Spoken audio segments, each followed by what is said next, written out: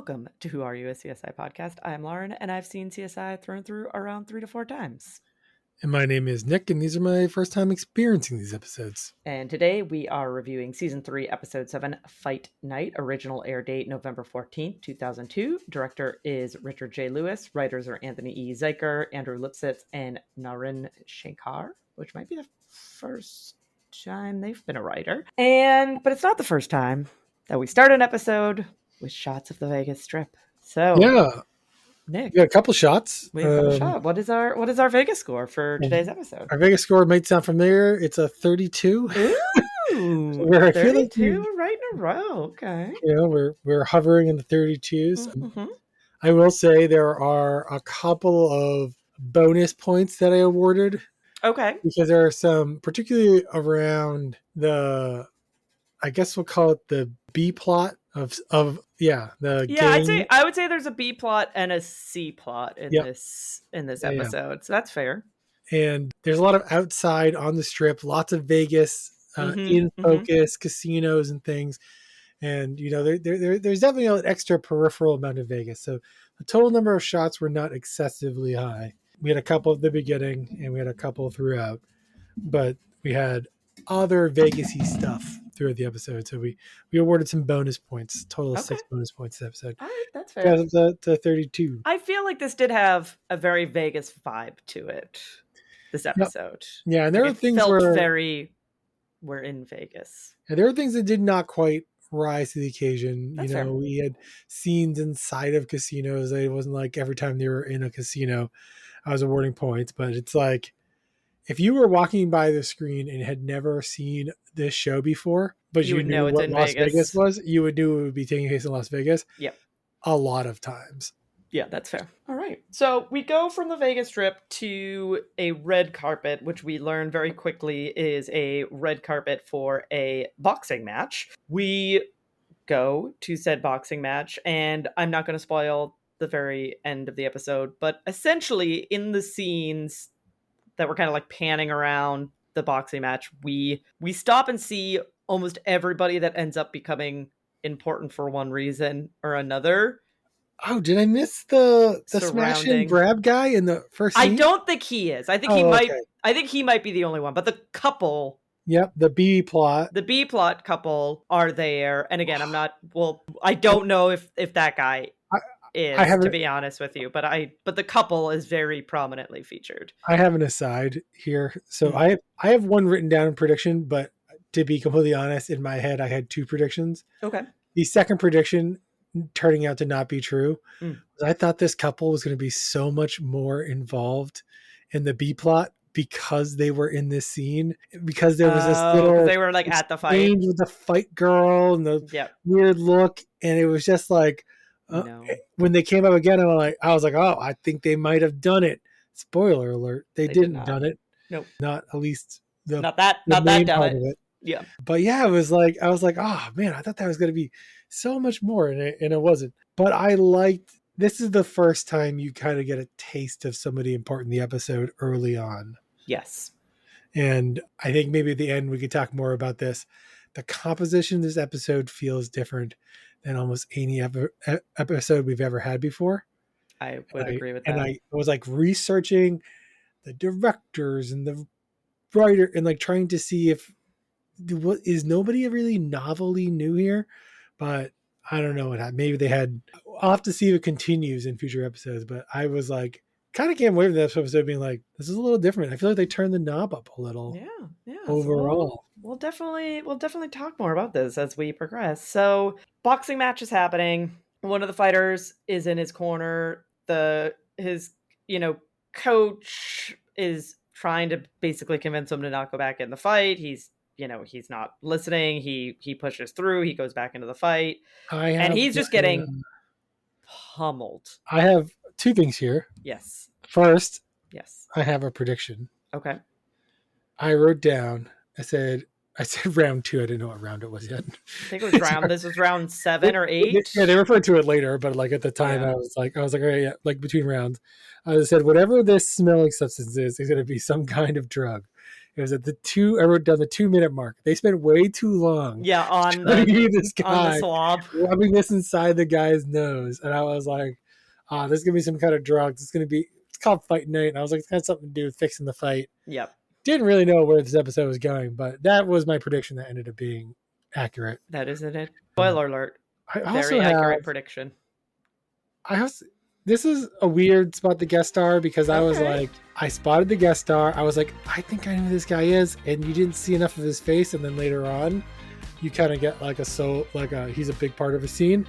But one of the managers, the actor's name is Ron Canada. Yes, he plays Jerry Barone in the episode. Yeah, and he's in a bunch of things, but I realized when I looked at his IMDb what I really remember him from, which is the hit sci-fi non-Star Trek TV show, The Orville. Oh, I've heard really good things about The Orville. I have not watched The Orville, but I've heard many good things about The Orville. I feel like I can recommend the first season. I feel like the second season, you're probably going to watch it if you watch the first season, and it's not going to be as good. For some reason, I feel like I never finished the third season. I think that's because I started watching it while they were releasing it weekly, and then I just forgot about it. Yeah. Like, it wasn't good, but I don't want to say it wasn't good. It just wasn't good enough to draw me back after, like, the first 2 episodes. Yeah. And I every time I see it, I was like, I should go back and watch that, because I do like that show. I've heard good things. Rest in peace, Norm Macdonald voices somebody in that show that they kind of had to write out of the show when he passed away. Yeah. Oh. Well, we're gonna continue on the bummer train. Yes. This fighter is just sorry. The fighter that, his manager was just telling him to not go in is just getting pummeled. And the one doing the pummeling, and this gets referenced later, so I wanted to point out, this was I don't think this spoils anything. Well, maybe it does, but this was a good episode to rewatch. There was a lot of I see what you did there. All right, CSI, okay. I think if you knew more about boxing, yes, you probably would have already picked it up. These things would stand out to you. But I not knowing about boxing and know it, but I did definitely clock that it was like some stuff in the scene was important later on, and it was visible. Yes, and so what I want to point out that's important and becomes important later. Well, it's mentioned. I guess it ends up not being important, but it's mentioned several times. Is the fighter doing the pummeling literally stops for a few seconds, which is a very long time in a boxing match, and is looking at the ref like, we're good. You want me to keep doing this, basically? And the ref is like not calling it, so he's like, all right. And so he goes back to pummeling the guy, and the one being pummeled just falls face first onto the mat, onto his knees, and then face first onto the mat. Yeah, I had the ref very early on as a suspect because they do a really good job of the scene where he's just he's in a mad rage, he's punching the guy, and then he's just has enough clarity to be like, wait, why hasn't this been stopped yet? And he turns, and there's a good 3-second-ish, it feels like, stare at the ref, and the ref does nothing, and then he just goes on, and 2 more hits later, the guy is falling to the mat. Yeah. Which brings Grissom and Work on scene. Jim Bress is already there. They start having conversations about fight fixing. There's a funny little moment where you think we're going to go to credits because the music just starts to play, and then instead Grissom gets paged. So Grissom gets a page. This brings him to meet Catherine outside on the street. I want to say one other thing. Yes. They didn't just do the music. They did the whole weird rip line that Grissom always has before the music goes. Yes. They were definitely making fun of themselves in a sense. Yes. And I literally laughed out loud, and then I paused, and then I made my partner listen to see if she could catch what they did. Yeah. We could not. But she doesn't watch, these episodes like I'm watching them. Yeah. But I was like, that's really funny. And that was the first of many things that made me feel like there's something a little different about this episode. Yeah. So this page rings Grissom outside with Catherine. They're out on the street. We realize that a gang member has been killed. But before long, Grissom gets another page. This time, he's with Nick at a jewelry store. There's been a smash and grab. Sarah arrives on scene. Grissom lets her know, like, hey, you're gonna come and work with me on this boxer case, and then, hey, Nick, you get to work solo. You keep talking about wanting to work solo, so here you go. Solo case given.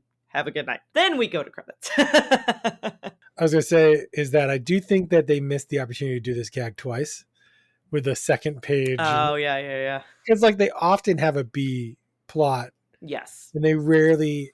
We had that one time with like the caskets and Yes. Sarah worked solo.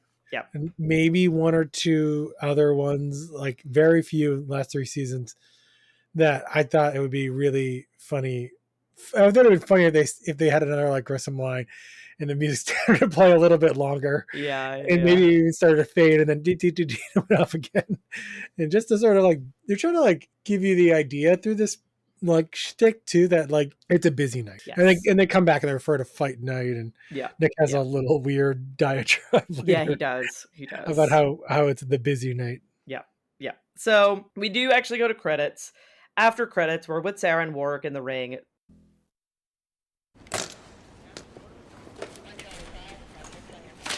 Okay, what are we looking for?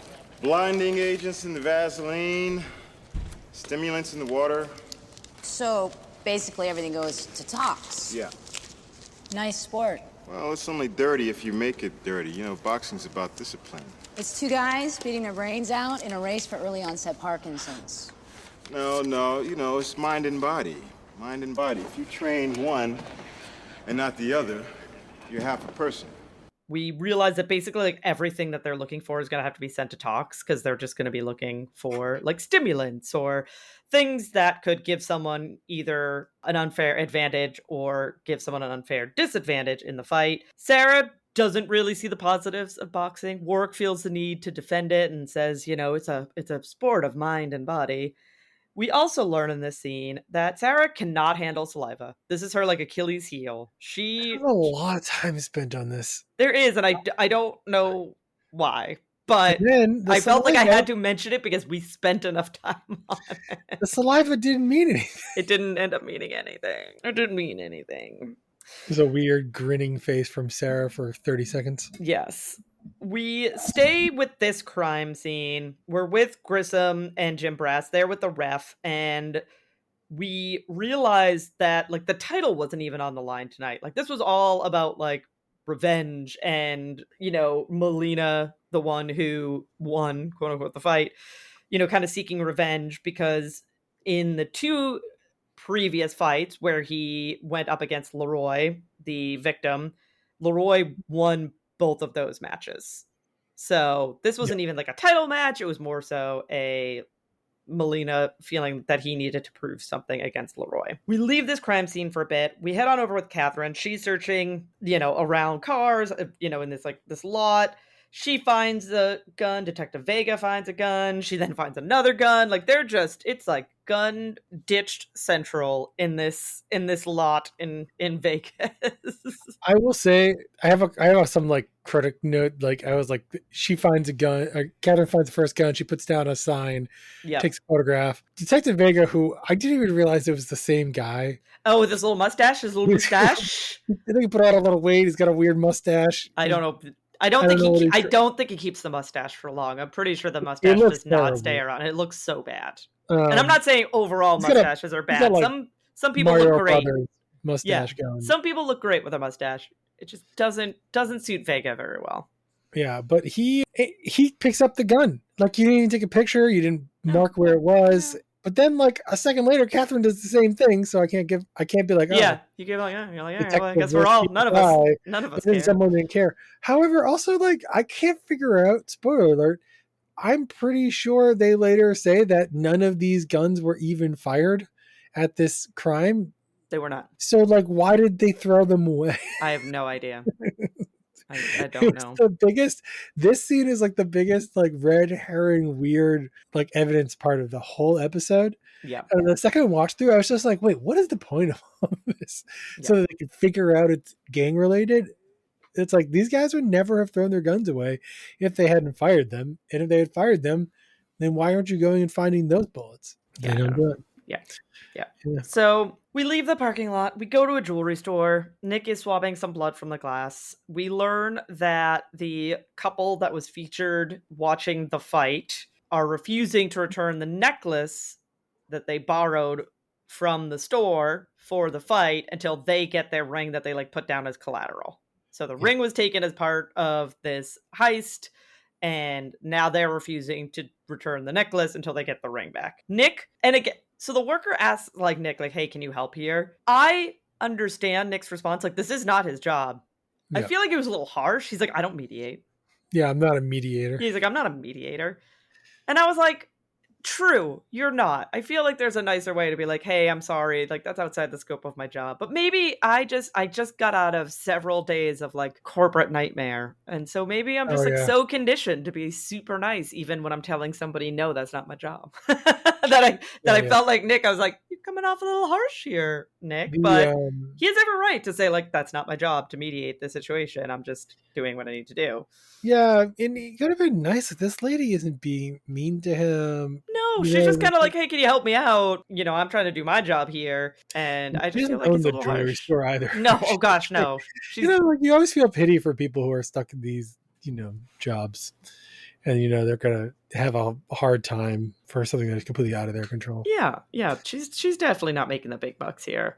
But we head on over to Grissom with the promoter in the locker room, and she resents the idea that anything about the match was fixed. Yeah, and I She's think very for adamant a that good like this reason, was a but clean fight, boxing is cleaned up, nothing like untowards happened. This just was like a really, really sad circumstance. And as Grissom is collecting a pair of gloves that he believes that Melina wore during the fight, he also finds mercury, which is weird. You shouldn't just have like little beads of mercury hanging out. Mercury is very yeah, dangerous. It was the whole reason that your yeah. parents told you to like not break thermometers when you were a child. And actually, Grissom, I think, quotes in this scene like the mercury. Maybe it's later on, but the mercury liquid itself is not No, particularly it's the dangerous. fumes. But as it evaporates and reacts and creates these vapor toxins, Yeah.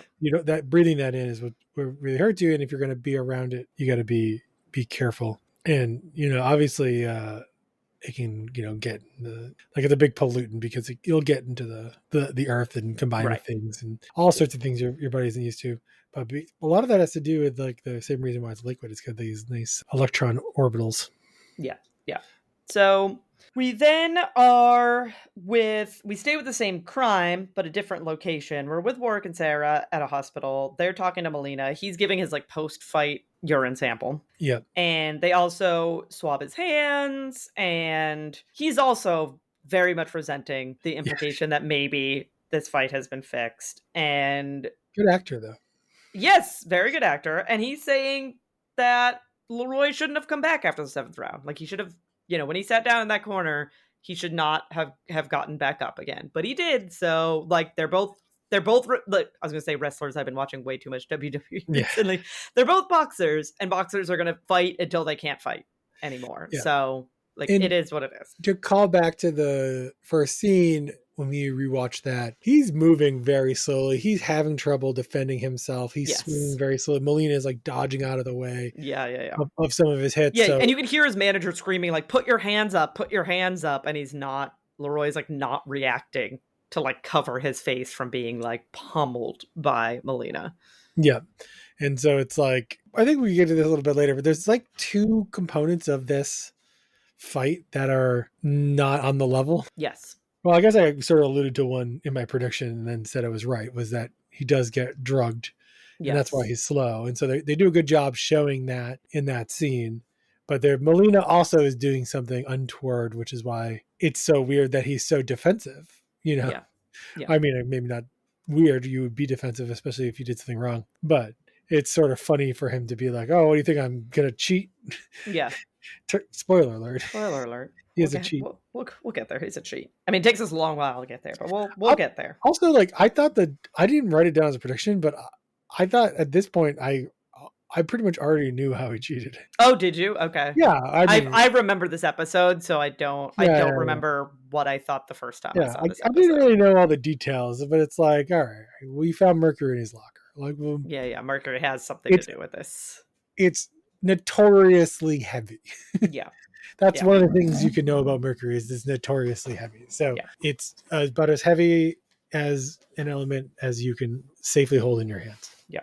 So we leave this storyline for a bit. We go with Catherine with Bobby and ballistics. No matches from the guns, as Nick mentioned a little bit earlier, but there is something on the shell casing which might be biological. So they're going to go send that sample out to get a better understanding of what it might be. We then have, as Warwick and Sarah are leaving the hospital, the EMT, her like guy she's sort of dating, approaches Sarah, and is like, hey, like, come with me. I have, additional information for you. So she follows him outside. We realize that, he and his partner are the ones that gave Melina a ride to the hospital, and his hand wrappings are there on the stretcher. So he asked for his hand wrappings to be cut off. They cut off his hand wrappings. So Sarah's kind of like looking them over, and wouldn't you know, there's mercury on the hand wrappings. Yeah, Super I actually weird. was confused because I thought there were wrappings in the trash can as well. But I think the thing that is important here is they say he asks them to cut his hand wrappings off. Yes. And I think that one of the reasons is he doesn't want to bring that evidence into the hospital with him. Yeah. where somebody might find it. Yeah. Yeah. So that's a little key, little additional information in coming to the conclusion for this storyline. And we'll stay with the storyline. We're with Grissom and Doc Robbins. They're with the victim, Leroy. He has heavy bruising underneath the chin from what Grissom finally is like an uppercut. He was uppercut. And that's the cause of death, basically. He was hit with such force that it like tore an artery, and he bled out internally and died. So death via uppercut. Yeah, they do tell you all of those things, but in a very roundabout way. I very much shortened the scene for your welcome, listeners. Yeah. I took a 5-minute scene and condensed it into about 10 seconds. So I had to watch it twice to understand what he was like. Wait, is that what they were saying? That's what they were saying. It was a very wordy journey to get there. But we also learn from, as Nick predicted, that in the preliminary tox results, he had sufetanol, which is a sedative in his system, which is very strange. Like, why would a boxer have a sedative? Generally speaking, if they want an advantage, they're going to do some like stimulant, like something that's going to amp them up, not something that's going to bring them down. So very strange. Jim Brass is then with the ref in the casino. We learn that wow, his cousin seemed to have some insider information about to put money down on Melina, and basically Jim Brass, without directly saying it, is you helped fix the fight because you didn't bet directly, but people you knew somehow suddenly knew how to bet, who will probably take care of you, bring you on vacation, do these things. Yeah. And then this is where they bring up that he let the fight go on too long. Jim Brass is like, why did you let this go on so long? There's no reason. You should have called it and you didn't. And the ref is saying, okay, well, are you going to arrest me? And Jim Brass is like, this is a really nice Jim Brass moment. I don't know why. It's very subtle, but I was like, oh, Jim Brass, I do love you. He's like, oh no. And then he's like, not yet. Yeah. He's like, no, I'm not going to arrest you. Not yet. I think also they allude to this, the casino getting tipped off. So I think the idea is you're supposed to think that, I don't think the ref knew what anybody was going to do, but I think maybe the ref probably heard early on because the gaming commission or whoever would be make sure there's nothing weird going on. Yeah. So then he tells his friends and then they get in on the action too. Yeah. So we're then with Nick and O'Reilly. They're also in a hospital. I don't know if it's the same hospital they're working Sarah in or a different hospital. Who knows? We don't really find out. But they're in the same hospital because Sarah walk by this guy when they're walking through the hall. Oh, you're right. Yes, you are right. Yes, so it is the same hospital. So they're with this man in the hospital room. He has a suspicious gash on his hand, right where you would get if you punched through glass. And then crazy enough, or stupidly enough, he's wearing the jewelry that he stole. Yeah, he's wearing this gold Rolex. Just to reiterate, the This is another great example of that. Like they're doing things a little differently. And I mentioned like the couple in the crowd not being the first time. They show this guy here.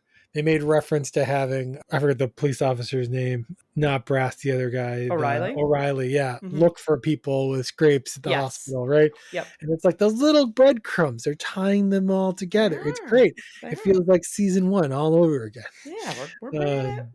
We're threading this needle all throughout. We then have Grissom and Warwick there with Greg Sanders. He's going like on and on about the value of these gloves, or like these are the gloves that killed Leroy. Like, you know how much money these are going to be?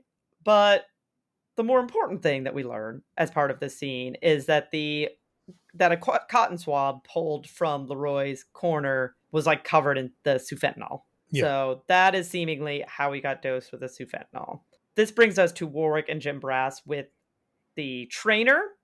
He is denying that he dosed Leroy. He is very adamant that he did not dose him with any sedative. But we learned that the gym that they're currently at, Melina owns, which like looks a little suspicious that the trainer for Leroy is at a gym that Melina owns, like right after Leroy dies. And they Warwick and Jabras produce a warrant for the trainer's bag, so they, take custody of his bag. We then have, and we don't have anywhere near as many walk and talks in this episode as we did in last week's episode, but there are a few. There's a couple at least. There's a couple. So this is our first. We have a Greg and, not a Greg. A Grissom and Sarah walk and talk, and we learn that Melina basically had a prescription for mercury to treat a stomach condition. So Melina's trying to say the reason you're finding this mercury everywhere is because he has this stomach condition, and this is like a folk remedy for treating the stomach condition.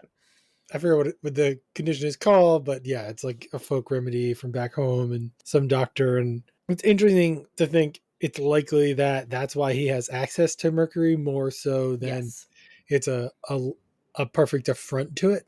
Right. But yeah. We are then with Catherine back with Bobby and Ballistics. This actually is probably worth noting. They do a really cool thing where they pass off this walk and talk to this Catherine Bobby scene. Yes. They're following the camera through, and then they sort of like break off and feed right into this other room, which I don't know if they've ever done this before. Yeah, it was a very nice transition. Like, it was a smooth transition. And so after this transition, we're with Catherine and Bobby. They're theorizing that the killer kept the gun. Like, none of the guns that they tested matched. Yeah. But they then run the shell casing and realize that the same gun that they think the killer kept was used in a gang murder 2 years ago. And the suspect in that case is a one Timothy Fontaine, aka Little Tim.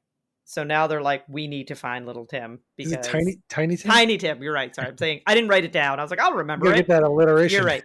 It's Tiny Tim. Thank you. That was a deserved correction. So this brings Catherine and Vega to a pool. They walk over to talk to a Jerome Anderson, aka the man. Who has connections to the Snakebacks. He's saying that he has no idea where Tiny Tim is.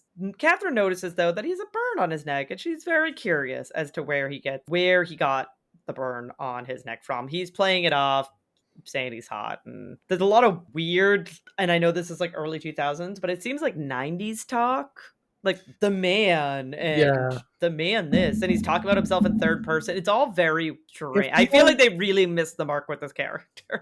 Yeah, it feels like what your parents thought being cool was. Yes, 100%. Yes, based on what they saw was happening at the end of the 90s. Yeah, and I say that as someone who is not cool themselves. But also, you're going to have to refresh my memory or correct me, but I don't feel like they ever actually explain this burn, because as the episode goes on, they do. They allude to somebody else. Yes. Like, okay.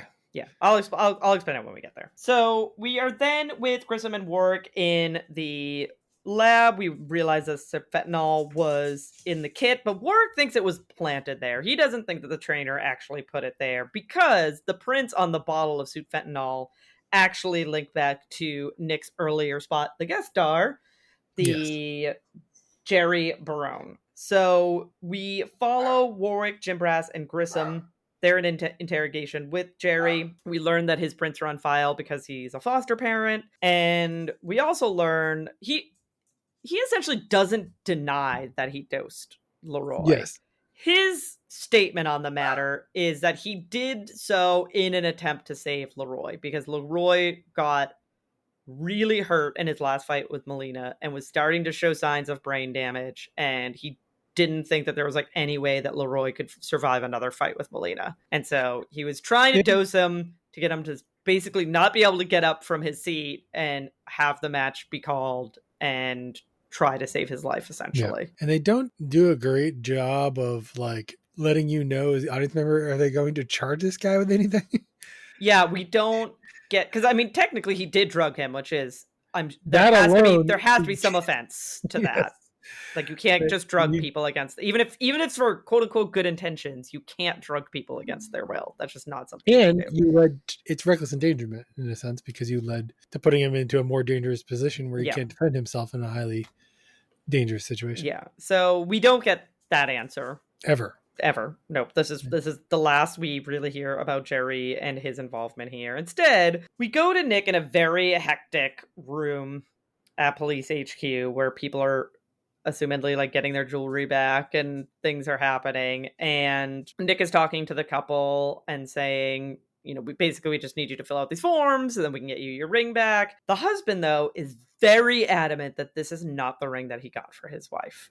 And he's being very rude, and he's being very, in now what you would call a bit of a Karen or a bit of a Chad, and really kind of getting up in Nick's face about this. And the wife is trying to say like, nope, this is it. This is the ring. Like I've worn this every day for 5 years. I know it's my ring. And husband's not buying it. So Nick directs him where to go fill out forms to basically contest that this ring is not his ring. We're then with Sarah and Warwick. They are watching a press conference between Leroy and Melina, and then they're watching scenes from the fight, and Sarah realizes that he is showing signs of pugilistic dementia. That Leroy is. Words. Yeah, he's like drooping his shoulders. That's something that the manager told them. Yeah. Was happening. And then we're with Catherine and Vega. They're with Jerome and his lawyer, which again, yay. Like you got a lawyer, and his lawyer actually like is saying things and seemingly, you know, trying to help out. Jerome's lawyer is my second spot the guest star. This is Richard Biggs is the name. And then I saw him and I was like, who is this guy? I know who this person is. And I was like, went to his IMDb and I saw a photo of his IMDb and I went, oh yeah, that guy. He's in 150 episodes of Babylon 5. He's one of the main human characters in that episode. He is also in, and this is staggering, he is in 384 episodes of Days of Our Lives. Yeah, I saw that and I was like, I mean, I don't know that, but I was like, somebody might know this guy from that. But I'm just saying, that is a staggering amount of episodes. Yep. I think that's the most episodes of any show of any of our Spot the Guest Stars. I think that's only possible on like a daytime soap opera. Yeah. Tragically, I was like looking at his IMDb and I was like, it stops rather suddenly in 2004. He died at like the age of 44, like a couple years after this episode was filmed. Oh, that's a bummer. Of like a weird internal bleed. Oh, jeez. Very suddenly. Good. It's a little sad. R.I.P. Richard Biggs. But I will say that Richard Biggs, as the attorney in this episode, is actually being an attorney and standing up for his client and representing him. But during this conference, I think this is where, I didn't exactly jot it down, but I'm fairly certain this is where we get the cutaway. So Catherine gets a warrant to get a sample of his burn mark, and she is going to match his burn mark to the residue that is on the shell casing that was found on the scene. Yes, and I think this is where we get a little flashback of him standing next to somebody who's firing, and then we see the shell casing like popping up, hitting him in the neck, and then falling to the ground. Yeah, they sort of allude to like he's firing his gun at the side or someone is. So I guess the idea is the other guy fires the gun and that guy's shell casing burns him. Yes. But yeah, no, it was kind of like weird. I don't know. And then they get into the close later, so maybe they, yeah. I think I just kind of like lost the thread on that. That's fair. Also, I could not stand every time he was talking. Oh yeah, and he was like I talking felt in the like, third person, yeah, and the second watch through, that was the only part of the episode where I was like, I just want to fast forward through this. yeah, it's understandable. Again, I think you nailed it on the head earlier. This is a parent's interpretation of who somebody cool is. Particularly, it's probably, I mean, I shouldn't say that. I've looked up, I was like, it feels like, yeah, somebody who's out of touch, judging Yes. a culture that is not there, or trying to represent a culture that is not their own. That is not their own. Yes. Or just trying to be super avant-garde and being like, thinking they could predict the future of what talking cool sounds like. Yeah, which, fun fact, they cannot. We leave the storyline for a bit, though. We head on over to Nick. He's examining the quote-unquote diamond from the ring in question, which turns out to not be a diamond. So then we But not have... cubic zirconia, we find out later. No, it's something, I don't know what it is. He says something really weird of what it is. It's not Moissanite, which moissanite, yeah. I have heard of. Oh, I before. haven't. I was like, I don't know what that is. It comes up in weird sciencey things. Okay, fair enough. But I was like, yeah, that was a weird pull. Yeah. This leads us to a Nick and Grissom walk and talk. We get a nice little story about pifflings being drawn to a nearby city with lights, which is similar to people being drawn to Vegas for the fight. And this is where there's also a moment that Nick feels that he was shorted in the cases tonight. And Grissom is trying to explain that Nick has been begging for a solo case. He gave him a solo case. It just so happened that the solo case ended up being a smash and grab, but he promises that Nick will get a murder the next go around, basically. Yeah. Well, no. The next puffin flying night, or piffling night, he can have the first dead body or something. Yeah. But also, I don't think it's fair to imagine that your case was going to be that easy. Griffin doesn't know, hadn't solved the case. No. And so, yeah, it turned out to be easy, but there was no guarantee, Nick. Yeah. It just worked out that way. Yeah.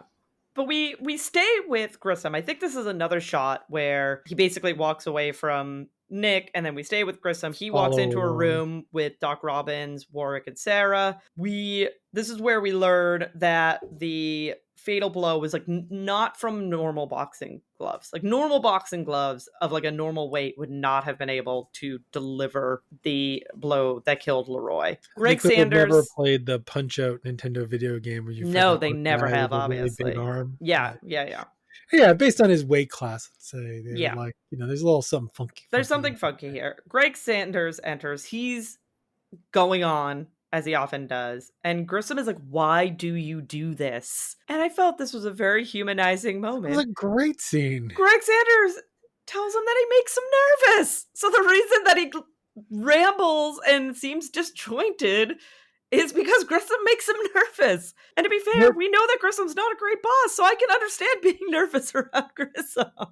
He's also probably like looks up to him. Oh yeah, I think that's definitely part of it. I think that's probably a bigger part of it. The other actors do a great job. They're good. There's a good like smirky, like nodding facial features. I forget if it's Catherine. I think Doc Robbins has a solid. Yeah, they're like yeah, you do that. Yeah, like or you do that, Grissom. And, but he's always usually kind of like demeaning to Greg. Yeah, like putting him down. So it's like he just kind of reinforces that. Of course, you'd make him nervous, right? But Greg Sanders comes in clutch here, and we learn that the gloves recovered are not the gloves that were used in the fight because the epithelials on the gloves are not Leroy's. Yeah, they punched someone else in the face. Punched somebody else in the face, but not Leroy. And it's very important that they find the gloves that punch Leroy in the face. So Grissom and Warwick go back to the locker room. They break into a locker. I mean, legally, but like they cut the lock off of a locker. They go into a locker. They find a bag, very stiff gloves. So Warwick is still suspicious. He's like, these are really stiff. Like this, they don't feel like they've been used in a fight, but he still bags them. Yeah, they don't really follow that particular thread anywhere. They don't. What's more important is that he finds these like little round pieces of red leather on the locker, on the bottom of the locker, as well as more mercury. Many of them, like yes, like a few, like 3 or 4. There's only a couple pairs. Yeah, and then more mercury per set. So I guess it's not that many. Yeah. This prompts Grissom and Warwick to search for mercury vapors ringside. So we get a nice little investigation scene. Warwick ends up finding vapors emanating off of one of the punching bags. Yeah. So that the pieces are starting to slowly come together here. Sarah reconstructs the hand wraps, which we realize were signed by the promoter, Adele. So Jim Brass is then with Adele. Sarah is there as well. And this is where we find out that she did not, in fact, watch Melina glove up. She saw him wrap his hands and she signed his hand wrappings, but he essentially made an excuse that he needed some time to himself, and she wanted to respect that, quote unquote. So she left and she didn't actually see him glove up. I do love that they're like asking her, "Did you sign his gloves?" They have but they have a pair of his gloves that are already not signed by her, so they should have already known. Yeah. I mean, granted, those aren't his real gloves. They're not his real gloves. She doesn't know that necessarily, and so it's like they kind of skipped over that. But yeah, she's like getting out early. This is like, I feel like probably not even actually like a stretch. Like, it's probably pretty common. There's the things you're supposed to be doing, and there's the things when you're doing it all the time, and you're trying to have a good fight. You're just trying to give a guy a space. So we leave this storyline for a little while. We go to Nick having a talk with the wife. He tells her that she's the one that switched out the stone. Like, stop trying to say that the thief did it. You're obviously the one that did it. And there's this whole side conversation about him being from Texas. Yeah, which was strange and didn't go anywhere. But he was trying to sugarcoat it or butter him up. He gives her very sound advice, despite the weird attempt to leverage the fact that he's from Texas against him, that if she finds herself in a hole, she should stop digging. She's like, I'll do that. Just stop. Yeah, like he insinuates, like, oh yeah, we could send people to your house to check all your jewelry. Right. Like, this is probably not the first time that you switched out and sold your diamond for goodness knows what purpose. But that wraps up that storyline. Yeah, I mean, he solved the crime already. They caught the guy, literally red armed, I guess. Yeah. And then they buttoned up that loose end. One last little piece of it. So that's the end of storyline B. Where then, I think we mentioned this a little bit earlier, where we have a scene with Catherine and Grissom. They're with the man's clothing. So all of his clothes are being brought in. They have a quick talk about fashion. Vega enters. Ralph and Calvin. Guess who never left town? This transitions us to Catherine and Vega with a body, which is Tiny Tim. And upon his body is a calling card of the 10th Street Vandals. So this is seemingly retaliation for a snakeback killing a 10th Street Vandal. So then a 10th Street Vandal killed a snakeback. Yeah. So street justice meets street justice, essentially. And then they don't ever try to solve that crime. Nope. Unless that's next episode. I don't think so. I think they're just like, well, the killer got killed, so I guess we're net zero. We could spend all night on one gang-related murder. Yeah, but not this one. 2 gang-related murders. Yeah. I guess we'll just let them sort it out. Yeah.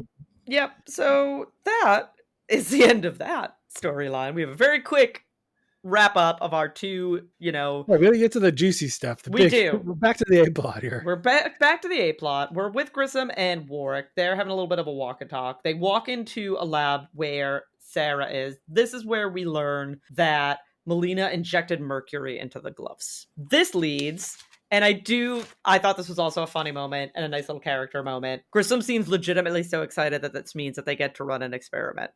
Yes. He's like, yes, we get to run an experiment. So we follow them to said experiment. And they, of course, Warwick, being the athletic, muscly man that he is the one that has to do the physical aspect of the experiment. So he's punching a detector.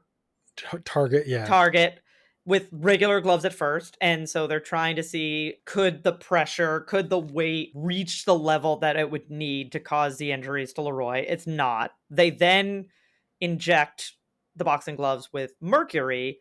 And he, as Nick pointed out earlier, one of the components of mercury is that it's very heavy. And as soon as Warwick has the gloves on, he's like, these are so heavy. Yeah. Like he calls it out. And so then he's hitting the target again. And it is enough pressure, enough weight to account for Leroy's injury and Leroy's death.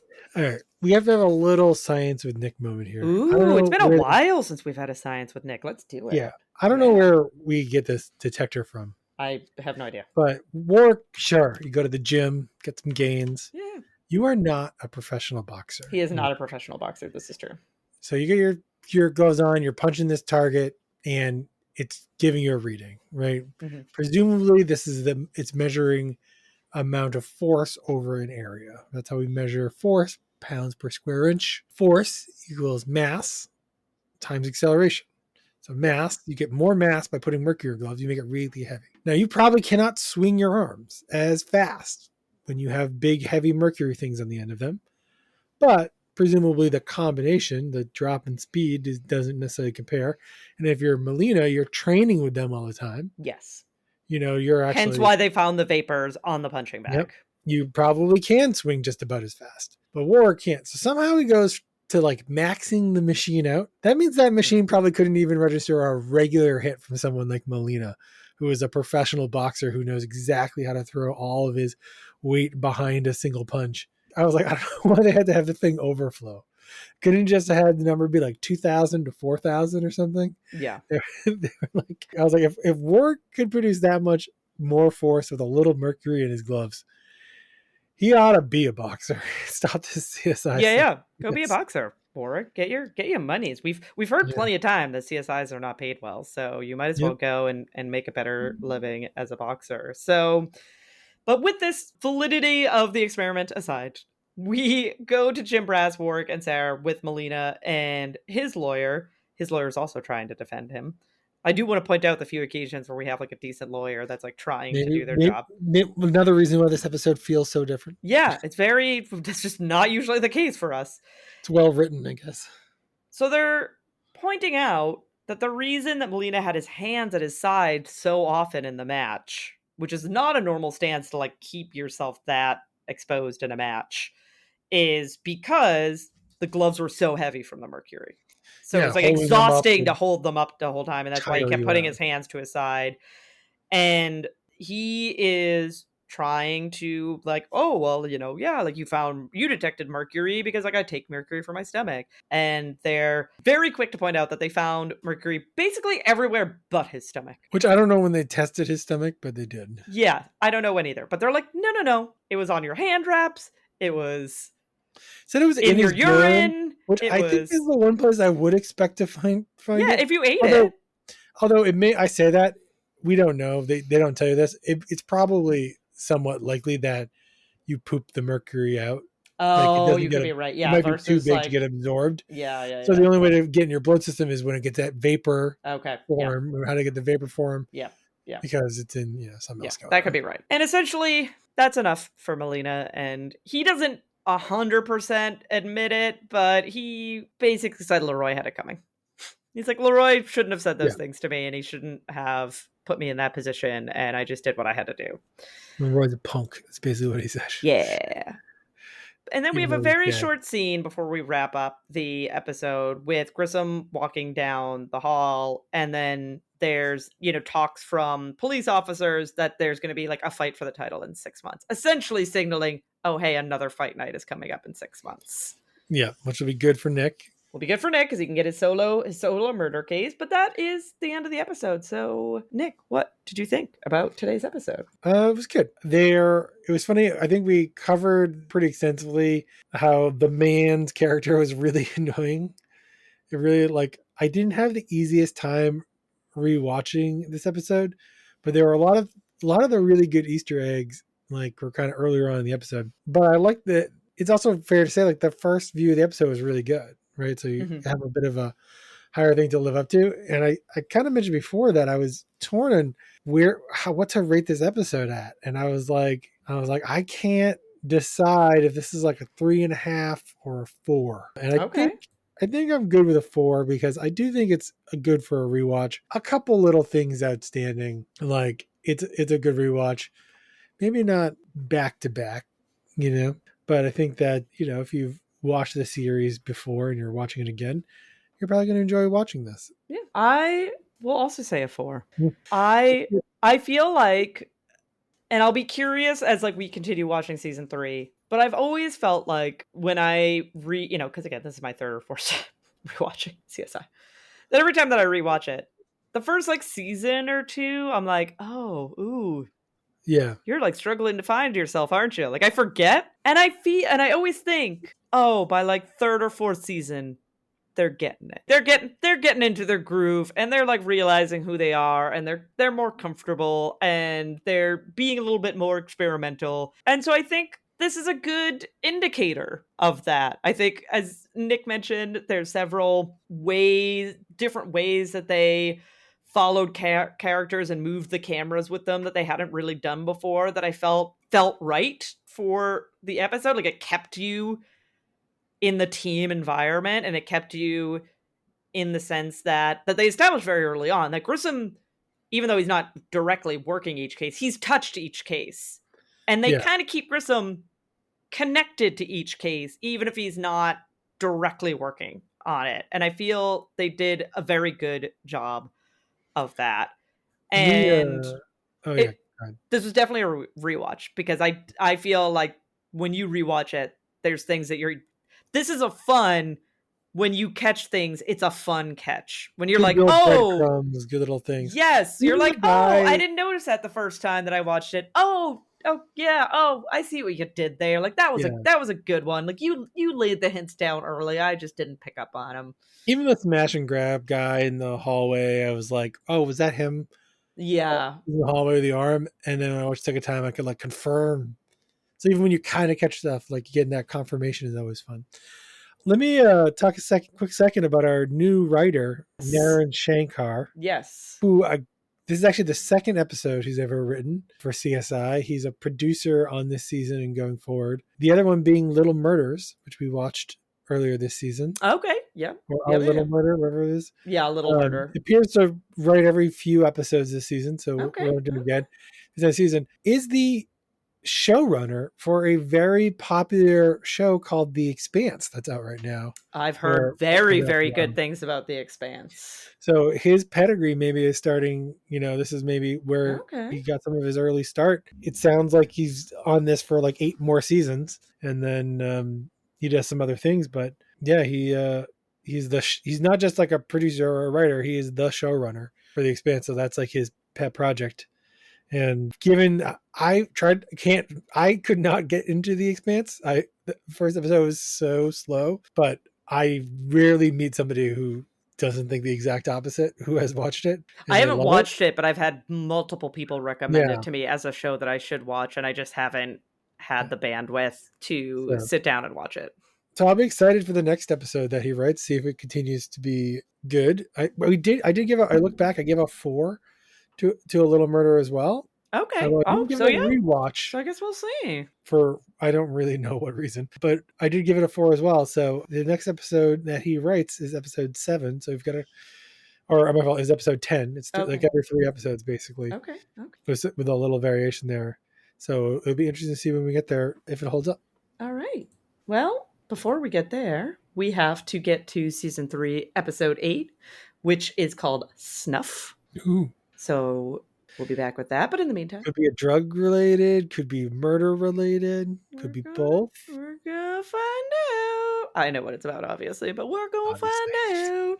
But in the meantime, you can support us on Patreon by first searching for Who Are You? A CSI podcast. You can find us on Facebook in the same way. You can also find us on Twitter /X, Instagram at Who Are You? CSI Pod. We also have a website, whoareyoucsipod.com. And if you're enjoying the podcast, consider, letting other people on social media know. And if you use the hashtag #WhoAreYouCSIPod, we might give you a shout out on the show. So, write about us, brag about us to people you know. Tell someone about us. And, we might give you a nice little shout out. But otherwise, we will talk to you next week. No spoilers. No spoilers.